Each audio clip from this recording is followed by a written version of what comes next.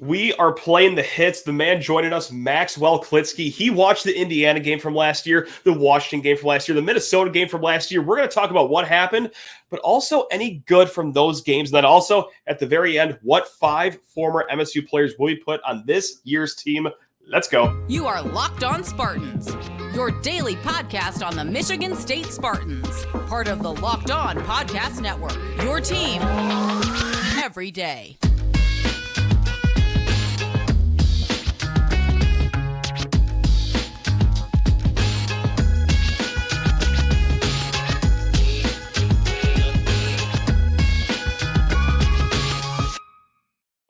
Spartan friends, Spartan family, Locked On Spartans listeners. Hey, thank you so much for tuning into today's show. Today's episode, by the way, is brought to you by Birddogs. Go to birddogs.com/lockedoncollege and they will throw in a free custom Birddogs Yeti-style tumbler with every order.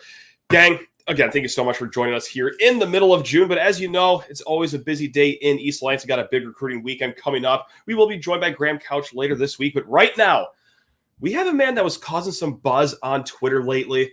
He goes by the name of Maxwell Klitzke. Maxwell, first and foremost, hey, welcome to the show. How on earth are you doing, my man?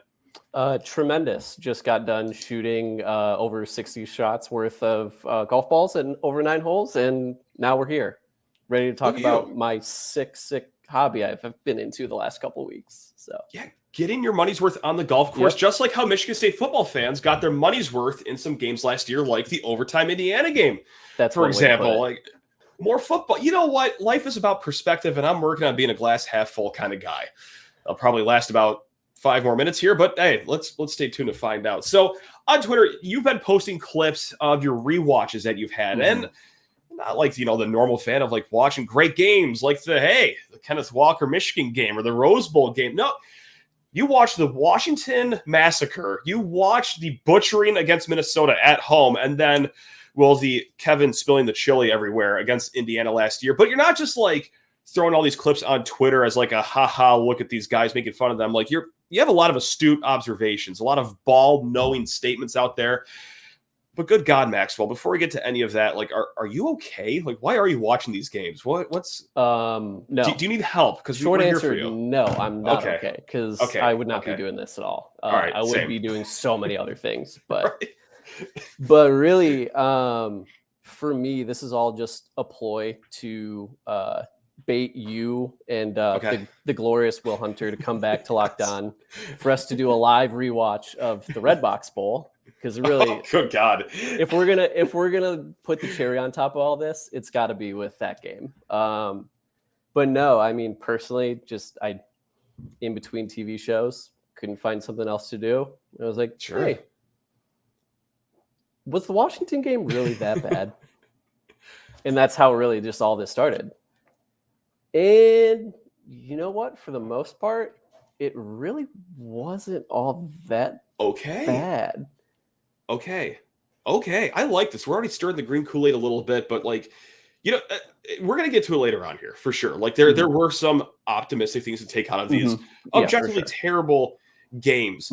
But was that okay? So I guess of those 3 games, because look, you got great 3 options to choose from when it comes to last year. What was the hardest one to go back and watch? And that could be a broad question, like hard to watch in terms of competitiveness or just stupid mistakes. But in your opinion, what was the hardest one to go back and watch for a state fan? I would say just the Minnesota game across the board.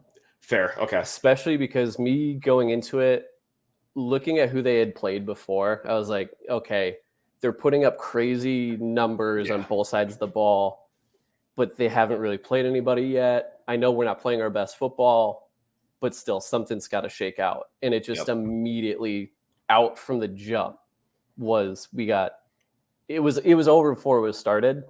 And in the Washington game, I mean, just in 2022 in general, Michigan State did a really good job of just getting absolutely erased in the first half of games and then just playing catch up the whole time. Yes. But that Minnesota game, especially, it was like you're giving up an immediate touchdown, 3 and out, touchdown, 3 and out, like boom, boom, boom. And it was just, so the Minnesota game for sure was probably like the worst one and the hardest one to just take anything positive out of, because there really wasn't anything positive to take out of that game. That was 100% a burn the film game, never look at it again. But okay, I watched it for some godforsaken reason. But so let's just look at the two games that were competitive, I guess. Like, that's a really loose definition of the word, especially with the Washington game. The Indiana game was competitive, but they were at two opposite ends of the season. Obviously, early in the season, very late in the season.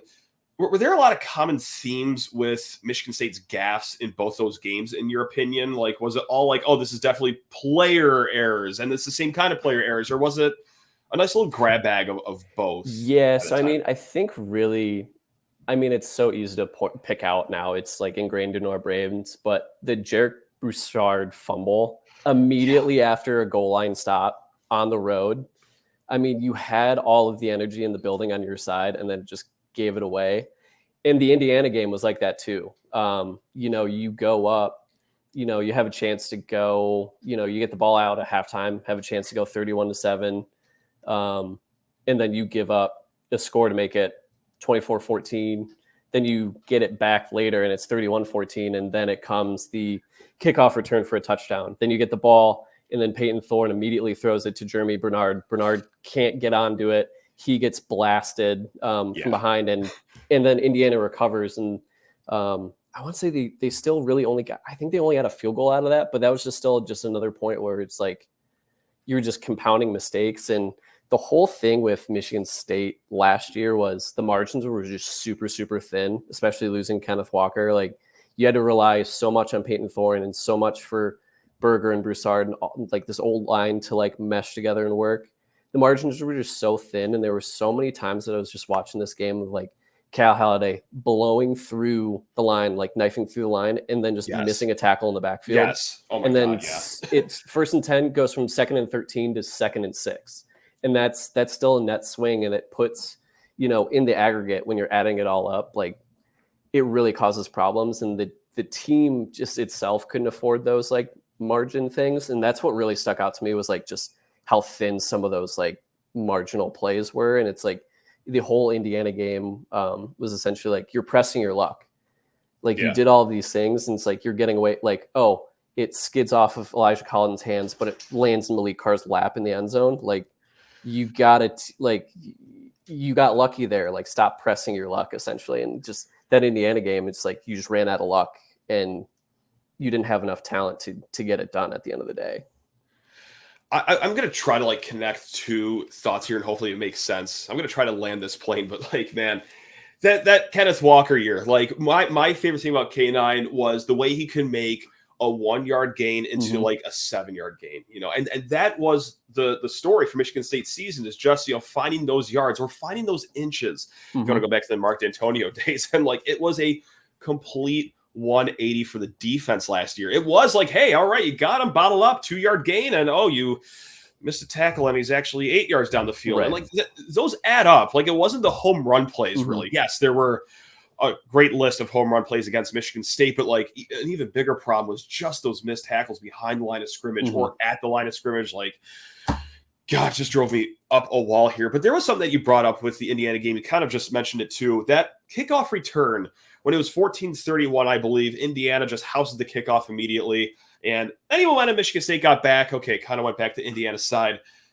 Michigan State last year on 55 kickoffs only had 13 touchbacks. And I got to say, like, I'm sorry I kind of glossed over this. It never even occurred to me until watching these clips that you put out on Twitter that, like, that was a massive issue for this team. Like, is there anything else in these rewatches that you found as, like, a massive, massive error that you think the fan base at large is kind of glossing over? Like, just no, I would think that kickoffs are definitely the biggest thing, because especially so not only on the Michigan State side of not getting the ball touched back, so just forcing your opponent to go 75 yards every time, just on the other side, and it's something that they can't control. It's the opposing kickers.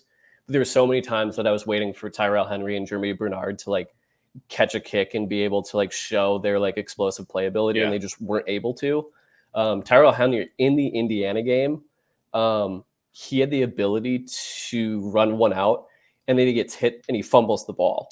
And luckily, like, again, going back to pressing your luck and thin margins, like Michigan State fell on it, but like you didn't have those like opportunities to even like run the ball out. So that was just like really lopsided from that perspective. For the other, I mean, it's so many watching pass plays and just seeing, okay, the play, like ball's snapped. I already know where I'm going with it. Not even trying to do, even trying to make reads, not even trying to, like, it's pre-diagnosed. And sometimes it works, right? Like, lobbing it up to Jaden Reed and Keon Coleman. That's a very good strategy. But obviously there are times where it's like the defenses know that. So it's like, not being able to go through your reads or just taking what's in front of you so you can get the pass completed instead of, possibly just trying to fit one in and trying to make those like intermediate throws to keep the sticks moving and keep your offense in rhythm. That was like another thing that I noticed too. That was just like one of those things where it was just like, what are we doing? Like we have momentum. And then, so there was one other thing that I kind of noticed. Whenever this offense was going to get even an iota of rhythm, they would go tempo, and they were good in tempo. And then out of nowhere, they would either run their tempo play to like a 2-yard run inside the tackles, or they would rush up to the line and then do a wait and see at the sideline. And then Thorne would go through all of his protections. The wide receivers are still trying to get like their calls and everything. And then the ball is snapped with like 3 seconds left on the play clock. Like, what are we doing? Like, what are we doing? That drove me crazy. I blocked that all out of my head, but oh God, all those feelings just came rushing back right now. Right. That drove me insane. Yeah.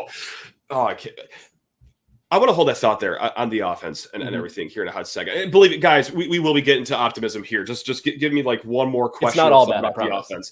It's not. We're going to get there. But first, hey, speaking of great things, I need to talk your ears off about Bird-Dog shorts. These are the best shorts in the game. They are versatile. They look great. They fit great. And gang, over the weekend, how about this? It's lovely Father's Day. I'm opening up my gift, and lo and behold, it's a pair of Bird-Dog shorts in the box, and I was thrilled about it. Yes, the wife gave me the pair of Bird-Dog shorts. So, hey, if she thinks that the other pairs I've been wearing are looking good, well, that really says a lot here. I mean, gang, if you don't know about Bird-Dogs, they are just like Lululemon shorts, except one difference: they fit way better. You're going to look good. You're going to feel good. And you can do all sorts of activities in these things. You can go out to your dinner date, the beach, play some basketball, all in the same pair of shorts. And even better than all that, hey, how about some free swag with your purchase? Go to birddogs.com/lockedoncollege for a free Yeti-style tumbler with your order. That's birddogs.com/lockedoncollege for a free Yeti-style tumbler. You will not want to take your Bird-Dogs off. We promise you. Now let's drag Maxwell back on to the show here. It's safe to say that you don't think there's going to be much drop off in the quarterback this year, right? I'm just going to cut right to the chase. A lot of Thorne clips, and look, hey, this isn't going to be a gravesite tap dancing escapade that we're going to do right now. He had some good moments last year, but in those games, namely that we're talking about, oh my, he had some moments. You don't think there's going to be much drop off here between Thorne and whether it's Kim or Houser? Uh-oh, I lost you. Oh, no. Oh, no. Oh, no. Sorry. Oh, no, we lost you. Muted my mic during the ad read. Muted my mic during the ad read. Oh, good. We are so back. First show. Let's go. First show. It's okay. Oh, hey, it's all good. So with Thorne, full transparency, if Payton Thorne was the quarterback for the 2023 Michigan State Spartans, I would be very concerned. Okay. One, because I think what we saw from him last year, and even in some of the games, like even if you look at stat lines and stuff, especially the Indiana game, he puts up like relatively good numbers, like numbers that you would look at a box score and be like, sure, oh, these are like, this is not bad. My whole thing on Thorne is that he's a replacement level P5 quarterback. Like if you go and say like, I want, baseline 0.0 wins added or expected points added QB, sure, that's Payton Thorne. And, we saw what that was like with Kenneth Walker, and he put out a plus season because he had a generational running back, biting defenders into play action and everything. And in 22, you saw the result of not having that. He regressed, and sure, he had injuries and he was fighting stuff and he was trying to fight through stuff. But, not making reads, not going through progressions, or just locking onto a single guy really got him in some trouble, especially in the fourth. There was a fourth down against Indiana, that he threw a deep ball. I think I posted the clip of it. He threw a deep ball to Coleman. And Coleman, honestly, he should have caught that ball, for a receiver who he believes he's the caliber receiver that he is. He should have brought that down. Like if it hits his hands, he should catch it. But in that play, if you watch it again, Jaden Reed is running an out like into the flat. And all Payton has to do is swing his hips outside and get the ball there.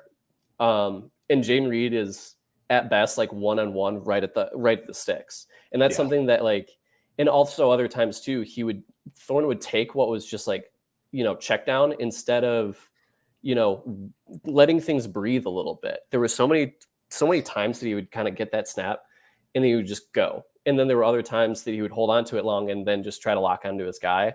So to give you a very long-winded answer, I'm glad that the quarterback battle is between Noah Kim and Katin Houser, because I think both of them could bring at least something new to the offense and at least could potentially be a plus, player for us. Whereas with Payton Thorne, we knew kind of at this point what we were getting. Of course. I mean, I've said it up and down ever since Thorne transfer. I think this is best for just both parties. Michigan State, obviously, for everything you said, but Thorne too, I just do wonder if it was a thing where yes, the offensive line play was a little spotty at times early in the season. I wonder if that just got way to his head and he just needs a new set of five guys in front of him to just trust again. Maybe it was a mental thing. Yeah, and it has to be a mental thing, and I think it could even stem from spring ball last spring, the spring before. Sure. When we had 0 O linemen, because if you looked at the numbers that the O line did, they pass protected really well. It was their run blocking that they were woeful in. And I can kind of tie this in. A positive of that was with this Indiana game, there's no Jarrett Horst. There's no, I'm trying to think of who a couple other linemen they're missing, but it's Samac Duplain, Spencer Brown, and then it's Gino Vandermark. And I think one other guy that I'm blanking on right now. I'm literally watching a clip of there's a clip of Jalen Berger, breaking off a big run on the weak side. And Jalen Berger had a game during Indiana, and then he gets rolled up on in the third quarter, so you don't really see him in the second half all that much. But there is this play where it's a backside run, and Daniel Barker, to his credit, he's not, the best run blocker. He absolutely chops and washes out an outside linebacker coming in, and Gino Vandermark is just snow plowing a guy across the line. And it just opens up this wide hole for Jalen Berger. And I think you get glimpses of that, especially when you watch the later stage games for this offensive line. I think they're not going to be great, but they were in the hundreds of all lineman statistics this past year. So even if you get that up to, even the 60s, even if you make it a baseline, middle average FBS, O-line, this team won 5 games last year with an O-line in the hundreds. What do you think they can be able to pull off with an O-line that's actually just average? And I think that's one of the things that's a positive is you're going to see all this new blood on the O-line with Samac and Duplain returning. So I think it's almost a plus up from that standpoint too. Yeah, and something I've been talking, ad nauseum about is just Nathan Carter entering the room, Jaron Mangum as well, 2 big-bodied running backs, and just like you've mentioned and also shown in spades on Twitter, Jalen Berger had a strong finish to the season last year. I thought his last month was very good. I'm very high on Jalen Berger. I'm very high on him. And I wasn't like that in September and in the beginning of October. I was he's probably an objectively average running back at best, but man, last 5 games, I mean, save for the last one, I think, just like you said, I think he was working with an injury there for that Penn State game, but man, he was a monster. I think he averaged there's something there for sure. Yeah, it was 5.3 yards per carry or something like that for the last 5 games of the season. So yeah, I like Jalen Berger a lot going into next year. I mean, pair him with Nathan Carter, Jaron Mangum, guys that could run the ball in short yard situations. There's optimism there, but in these 3 games, anything else just overly optimistic that you're feeling, and anything when you turn the game off, you're okay, I can actually go to bed peacefully not knowing that this is going to be here next year. Yeah, I actually think, aside from the way the team played in the Washington game, I mean, there's no consolation for, and losses and everything like that. But they got a race, but they managed to kind of fight their way back into the game. Yeah. There were certain spots where the defense just didn't have, it just didn't have the guys that it needed to have. I mean, you were still fresh off of losing Darius Snow and then Xavier Henderson. Like, you didn't have those two guys in that back end. And yeah, like Kendall Brooks is like getting prepared reps like against Akron, but like going up against Kalen DeBoer and Michael Penix is not like a winning formula there. A little different. Yeah. Right. So I think just doing that. I think just watching kind of the teams and like those like kind of dead periods in the game of like, okay, everybody's watching, the first quarter, everybody's like really engaged in the second quarter.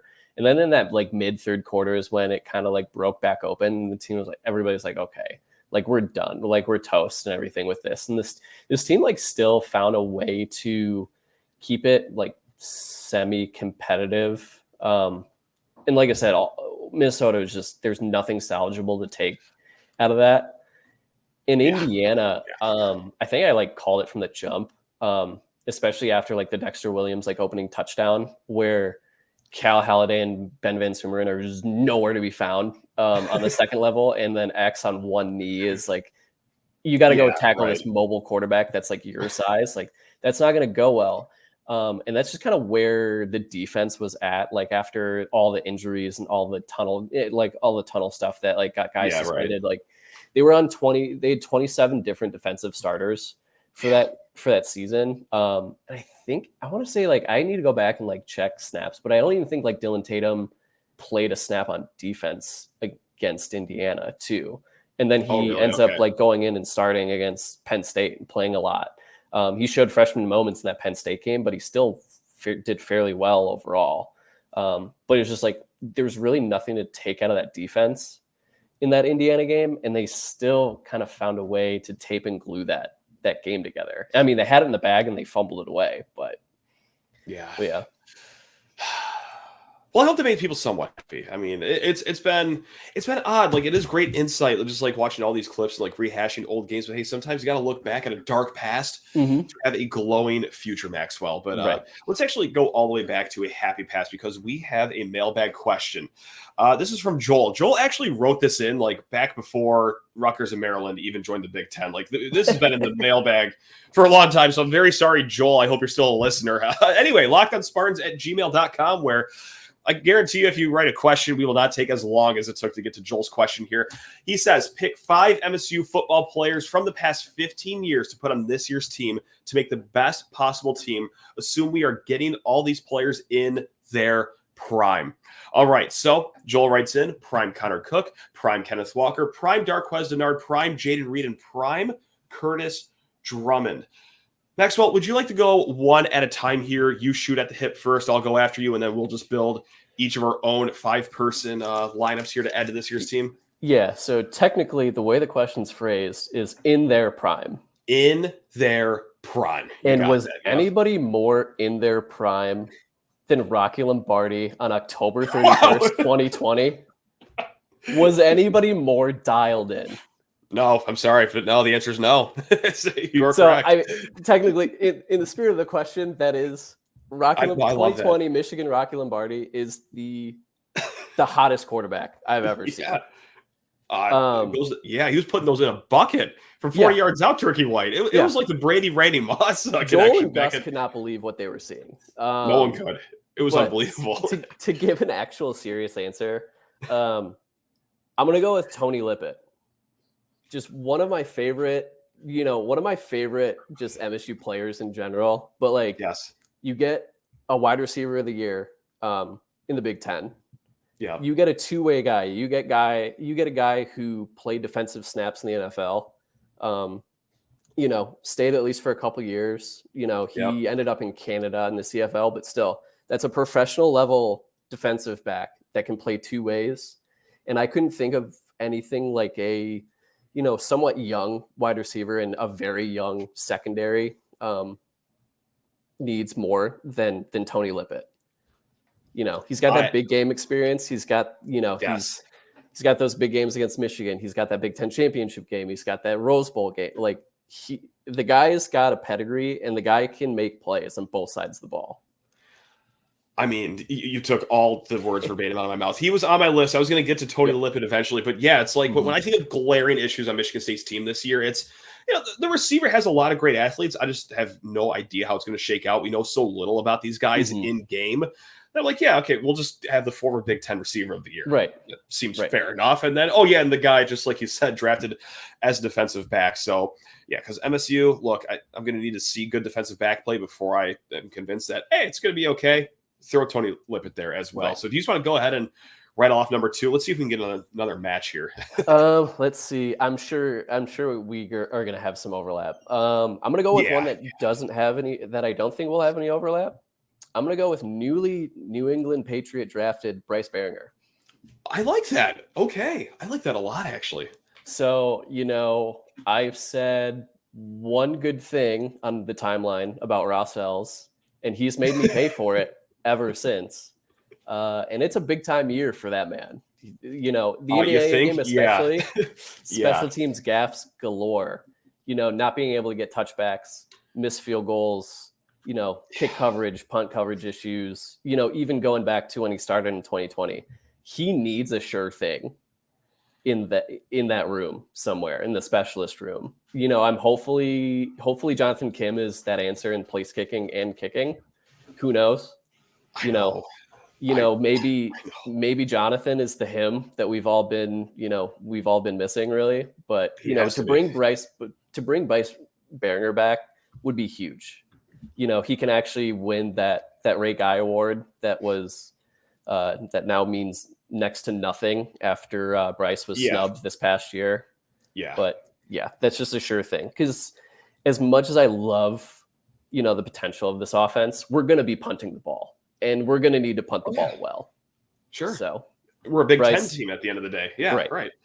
So we got to call Belichick back and get Bryce back for 2023. Can I cheat and just go to Joel, because me and Joel overlap on two of these guys, and they're very recent guys. Like K9, look, I mean, I agree that like running backs are a very interchangeable position, especially in the NFL and all that stuff, and kind of in college as well. But I mean, quite literally a generational talent at running back for Michigan State. Like, so I'm going to have to add K9. Like, that's just on the answer key right there. He would have been on my list, but in terms of, production and run of show value, I thought to add somebody, so a few different guys to it. So we had something to talk about. But K9 is like consensus, like first name off the board in this hypothetical. And that's why I also feel bad. Yeah, I'm just ruining the run of show of my own program here. Is also having Jaden Reed too. Like, I mean, what did we talk about 20 minutes ago? You know what one of the best plays for Michigan State was? The F it. Jaden Reed is down there somewhere. Right. Pull the pin out, throw the grenade, and he's gonna catch it, man. Yeah, and imagine a guy like Noah Kim who's shown ability to hit a guy in stride.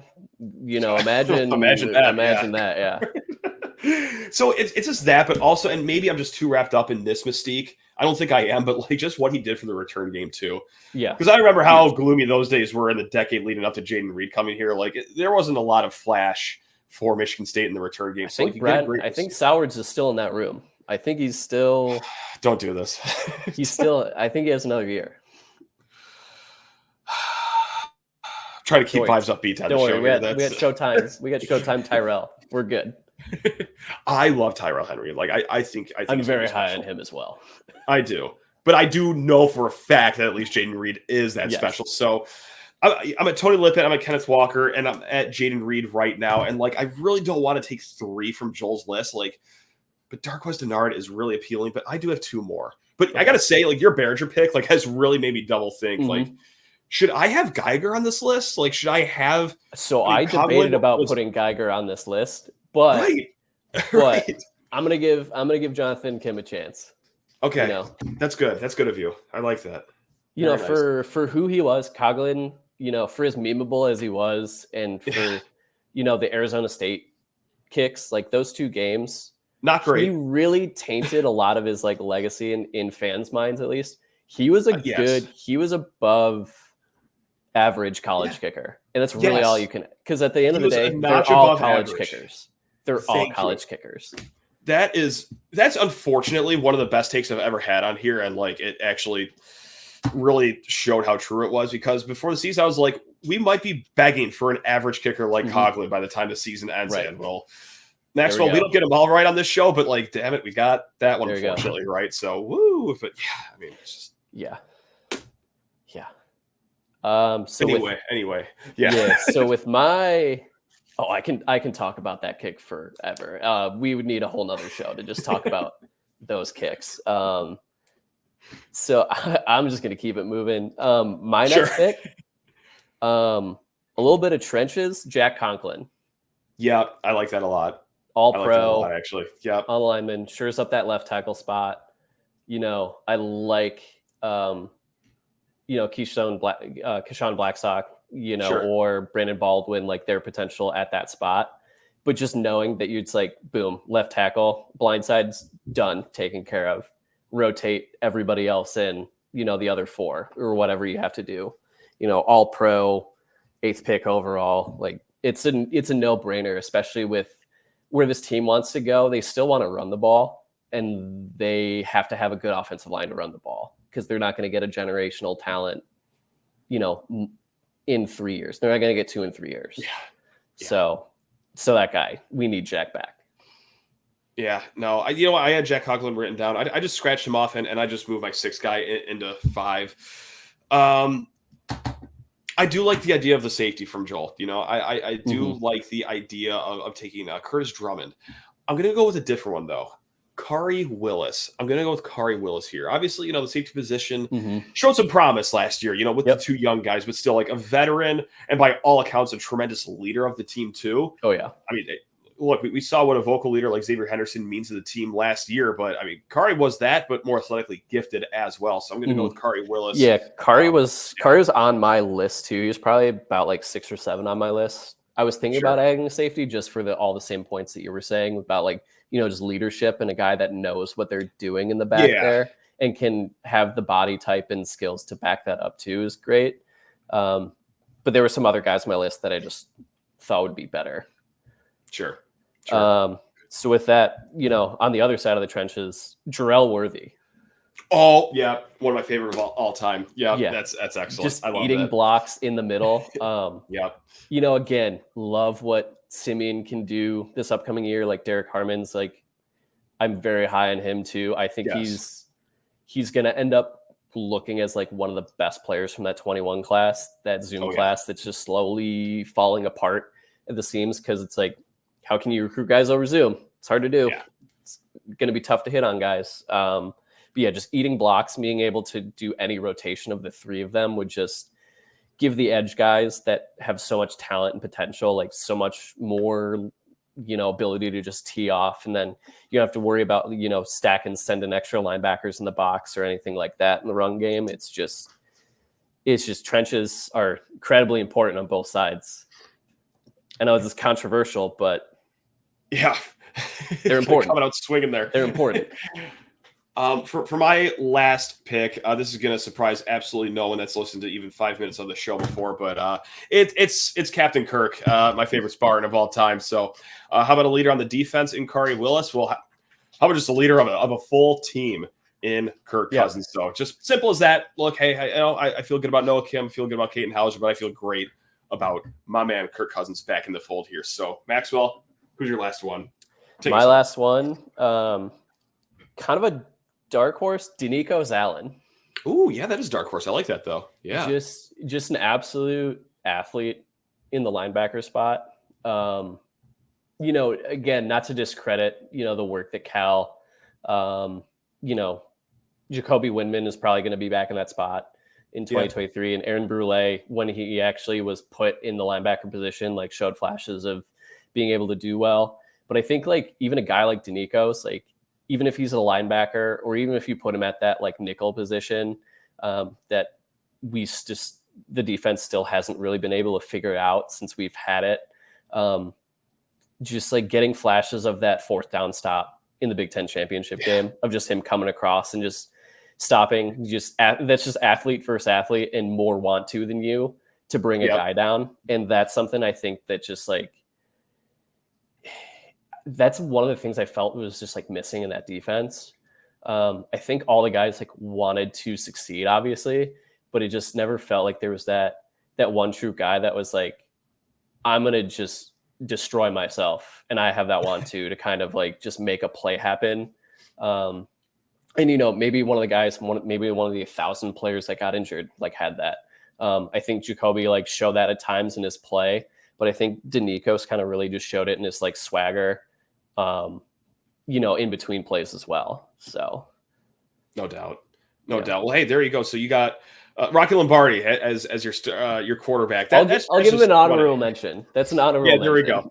I like that. Tony Lippett, Bryce Behringer, Jack Conklin, Drell Worthy, Denikos Allen. I went with, just like you, Tony Lippett, Kenneth Walker, Jaden Reed, Kirk Cousins, and Kari Willis as well. But there's just like so many left off here, like, you know, Max Bola, for example, or William Golston. I have a really hard time leaving off. Malik McDowell in his heyday was amazing as well. Jeremy Langford is my big one. Yeah. God, this is really going to just hurt saying out loud because I loved Aaron Burbridge almost more than life. But like I went with Reed instead. It's just that return game. Or also another guy that I loved, Felton Davis. I mean, it brings me no joy to leave him off the list, but like, no shortage of great guys to add to this year's team in the last 15 years. So, Maxwell, this was awesome, man. This was absolutely sensational. Thanks for all just the absolute filthy work you're doing out there. Where can the people find you to come look at these clips and also just yell at you if you brought up horrible memories? Just yell at me on Twitter, please. Sure.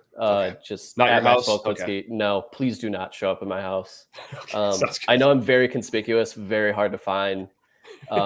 Please just yell at me on Twitter. I'm fine. Okay. It's not a real place. I make jokes there all the time. I don't take it seriously. Please, just yell at me there. That's all I really got. All right. Well, there you go. Whole gang. Hey, we will catch you later. Next show will be Thursday night on YouTube, Friday morning on the podcast. We will have the one, the only friend of the program, Graham Couch. Now, until then, enjoy the rest of your day. Love you all. Go Green.